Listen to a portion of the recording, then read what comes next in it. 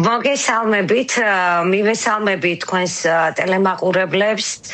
უპირველეს ყოვლისა, გულწრფელი მადლობა მინდა გადაგიხადოთ მოწვევისთვის და ამ ძვირფასი შესაძლებლობისთვის, იმიტომ რომ თქვენი ეთერის საშუალებით მეძლევა შესაძლებლობა უფრო ფართო აუდიტორიას ველაპარაკო ჩემი წიგნის შესახებ და უფრო მეტ ადამიანამდე მივიტანო, ასე ვთქვათ, ჩემი წიგნის თავარი გზავნი. რუსუდან, საქართველოდან იტალიაში მე იტალიურადაც მქონდა წიგნის სახელწოდება დაწერილი, მაგრამ ვერ გავბედე რომ იტალიური აქცენტით ვიფიქრე არ შემეშალოს თქო და არ ვთქვი და როგორ ჟღერს ეს იტალიურად სახელწოდება.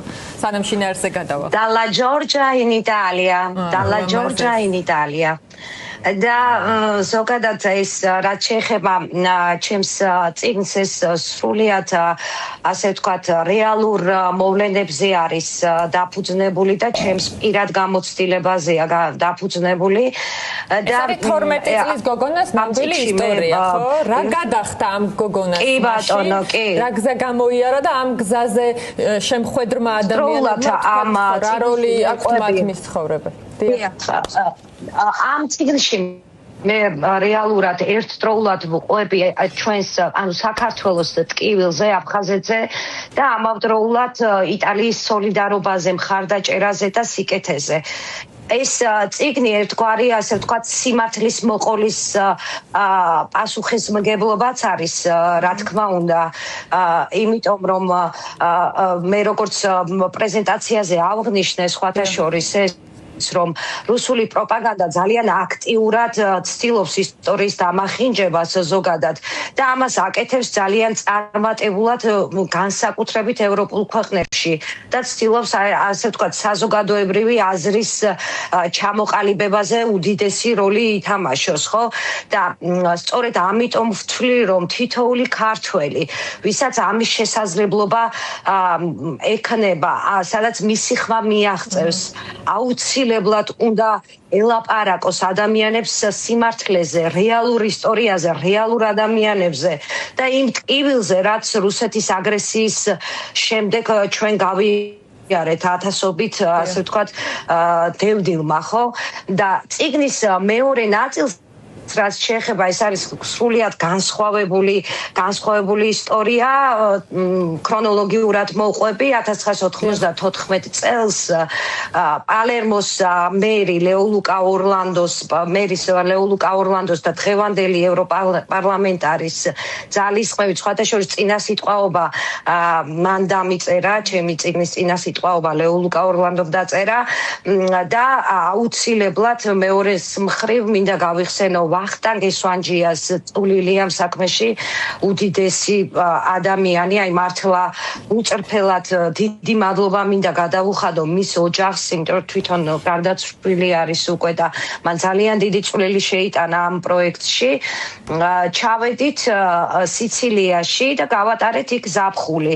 მე ეს პროექტი რო არ დასრულებულიყო, ეს პროგრამა, ასე ვთქვათ, გააგრძელა ასოციაცია ლიბელულამ, რომლის პრეზიდენტიც გახლავთ ლეონარდა ამელა, სწორედ ჩემი მასპინძელი იყო ეს ქალბატონი და დღეს ის წარმოადგენს არის საქართველოს, უბრალოდ ხო, საქართველოს საპატიო კონსული სიცილიაში და მინდა მას აქედან ამ ეთერით მადლობა გადაუხადო ამ ყველაფრისთვის.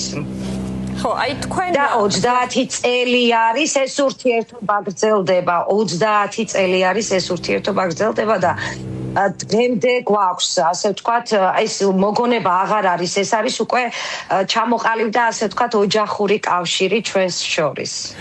ბატონო. იდეაში მოდი წიგნში შევიჭყიდოთ, ახლა და შევიჭყიდოთ. რას ყვებით წიგნში.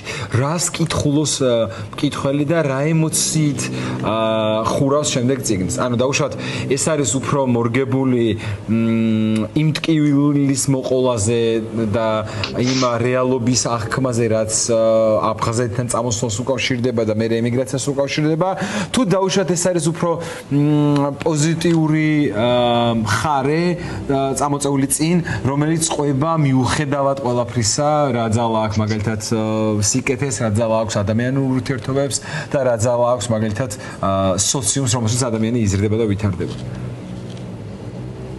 კი ბატონო, რაც შეეხება ჩემს წიგნს, მე ვიყავი ზუსტად 11 წლის აფხაზეთის ომი რო დაიწყო, ასე ვთქვათ, ძალიან პატარა ვიყავი და დავკარგე აბსოლუტურად ყველაფერი, ხო? დავკარგე საკუთარი, ასე ვთქვათ, მშობლიური სახლი, ანუ იძულებული გავხდი დამეტოვებინა ჩემი, ასე ვთქვათ, საყვარელი სოხუმი და გამხდარიყავი დევნილის საკუთარ ქვეყანაში გავხდი დევნილი, ხო? და წლების განმავლობაში ვგრძნობდი ამას, სხვათა შორის, რომ ეს ისტორია აუცილებლად უნდა მომეყოლა და უნდა მინდოდა, რომ სოფლიოს ცოდნოდა რა გადაიტანა, ასე ვთქვათ, საქართველომ. როდის აღმოჩნდით იტალიაში რუსუდან? მე ვიყავი ზუსტად 12 წლის იტალიაში რო ჩამოვედი ამ პროექტის ფარგლებში და მთავარი შთაგონება რაც იყო ამ წიგნის დაწერის სურვილი, ასე ვთქვათ, რა იყო, ეს იყო ჩემი პირადი, მინდოდა რომ ჩემი პირადი ისტორიის, ასე ვთქვათ, საშუალებით და ჩემი პირადი გამოცდილებით იმ ათასობით დევნილი ქართველის ამბავი მომეყოლა და მომეყოლა აფხაზეთის ომის შესახებ და რუსეთის აგრესიის მიიღეთ იტალიაში და როგორ დაგიდგნენ იქ ადამიანები გვერდით და განსაკუთრებით ახლა ეს კითხვა იმიტომ დავსვი ალბათ მიხვდებოდა მაყურებელიც რომ ძალიან დიდი ნეგატიური პროპაგანდის ნიაღვარი იღვრება ახლა რეჟიმის მხრიდან ევროპელებზე მათ და ჩვენს ურთიერთობაზე და ამის მთავარ მტრად წარმოგვიჩინონ ხო რომ თითქოს ისინი ებრძვიან ჩვენს ტრადიციებს, ჩვენს ღირებულებებს და ასე შემდეგ. თქვენი მაგალითი რაზე მეტყველებს თქვენი პირადი მაგალითი?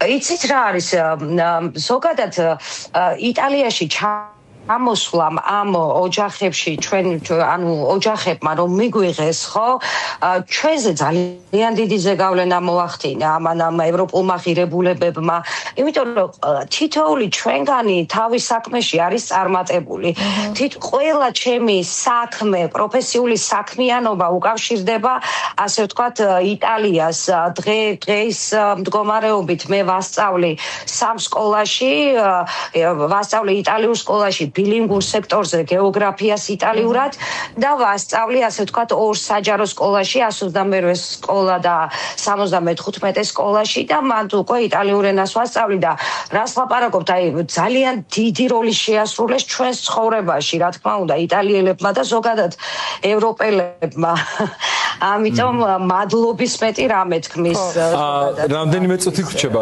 რესკო და მინდა და სხვათა შორის ჩემი სურვილია აი ძალიან მინდა ეს ამას ხაზი გააუსვა ჩემი სურვილია რომ ეს წიგნი წაიკითხოს ახალმა თაობამ იმიტომ რომ თუ არ გვეცოდინება ასე ვთქვათ ჩვენი წარსული ვერ დავიცავთ ჩვენს მომავალს ეს არის ძალიან მნიშვნელოვანი და კიდევ ერთი რამე მინდა რომ თქვა რა ერთ წუთში ჩავეტევი ზუსტად სხვათა შორის ამ ასოციაცია ლიბელულამ ძალიან დიდი როლი შეასრულა და სხვათა შორის ძალიან კარგი ჰუმანიტარული ასე ვთქვათ პროგრამა ამოქმედა 2022 წელს უკრაინელი ჩამოვიყვანეთ სიცილიაში, იმიტომ რომ ჩემი გამოცდილებიდან ასე ვთქვათ გულგრილი ვერ დავრჩებოდი და ზუსტად ის სიკეთე გავაგრძელეთ, რაც ჩვენს მიმართ გამოხატეს იტალიელებმა და მაგ პერიოდში გახსოვთ ალბათ როცა ბავშვებს იტაცებდნენ და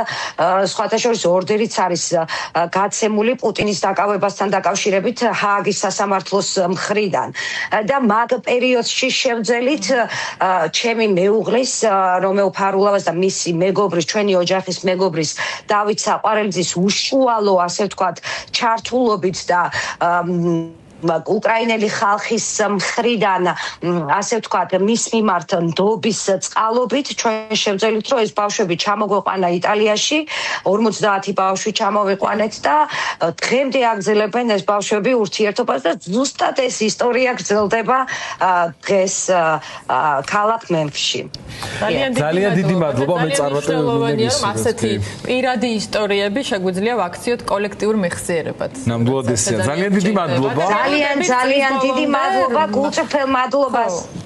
კი. წლის ბოლომდე იქნება აუცილებლად გულწრფელ მადლობას გესწრით. გაიხარე, ძალიან დიდი მადლობა და საქართველოში შევხვდებით. ძალიან დიდი მადლობა. დავხებით დიდი მოკითხვა მეუღლეს კეთილს. დიდი მადლობა აუცილებლად გადაცემით. მომხნევებ და პარალელურად ფადაშორის მაგარი გოგოა.